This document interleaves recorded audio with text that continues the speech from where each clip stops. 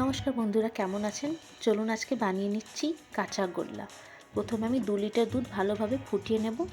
লেবু আর জলে সমান সমান মাত্রা দিয়ে ভালোভাবে ছানা করে নিচ্ছি। এবার আমি ছানাগুলো ছেঁকে নেব একটা সুতি কাপড়ে, আর ছানাগুলো ভালোভাবে পরিষ্কার জল দিয়ে আমি ধুয়ে নিচ্ছি, যাতে একটুকু লেবুর গন্ধ যেন না থাকে। এইবার ছানাগুলো জল ঝরিয়ে ছানাগুলো আমি নিয়ে নিলাম। এবার হাত দিয়ে বেশ ভালোভাবে ছানাগুলোকে আমাদের মেখে নিতে হবে। ঠিক এইভাবে হাত দিয়ে বেশ ভালোভাবে ছানাগুলোকে আমি মেখে নিচ্ছি, একটুকু যেন দানা দানা ভাব না থাকে। এইভাবে আমি দুটো পাটে ছানাগুলোকে ভাগ করে রেখে নেব।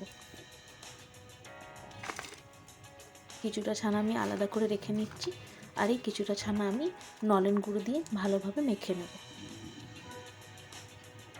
ঠিক এইভাবে নলেন গুঁড়ো দিয়ে ছানাগুলো আমাদের মেখে নিতে হবে। এই ছানাটা আমি আলাদা করে রাখলাম, পরে ব্যবহার করব। এইবার ফ্রাই প্যানে গুড় দিয়ে গুড়টাকে কিছুক্ষণ মেল্ট করে নেব। এবার মেখে রাখা এই গুড় আর ছানা আমি দিয়ে দিলাম, বেশ ভালোভাবে একটু ভেজে নেব।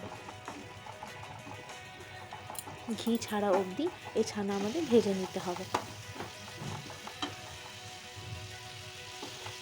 এবার ঘি ছেড়ে এসেছে ছানা, দেখুন এবার ঘি ছেড়ে দিয়েছে।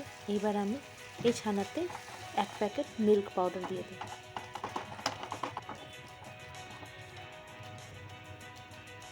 এবার যে কাঁচা ছানা ছিল সেটাও আমি দিয়ে ভালোভাবে একটু নেড়ে থালায় ঢেলে দেবো। কিছুক্ষণ ঠান্ডা হওয়ার জন্য ছেড়ে দেবো।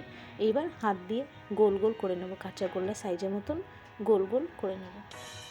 ঠিক এক সাইজে এভাবে করে নিয়েছি। এবার মিল্ক পাউডার নিয়ে ভালোভাবে একটু কোটিং করে নেব। আপনারা চাইলে পোস্তও দিতে পারেন। ঠিক এইভাবে কোটিং করে আমি আলাদা করে রেখে নিয়েছি। এবার এটা নলেন গুড়ের কাঁচা গোল্লা, তাই একটু উপরে গুড় দিয়ে ডেকোরেশন করে দিলাম। খেতে বেশ দারুণ হয়েছিল। দেখুন আপনাদের আমি কেটেও দেখিয়ে দিচ্ছি এই নলেন গুড়ের কাঁচা গোল্লা সন্দেশ।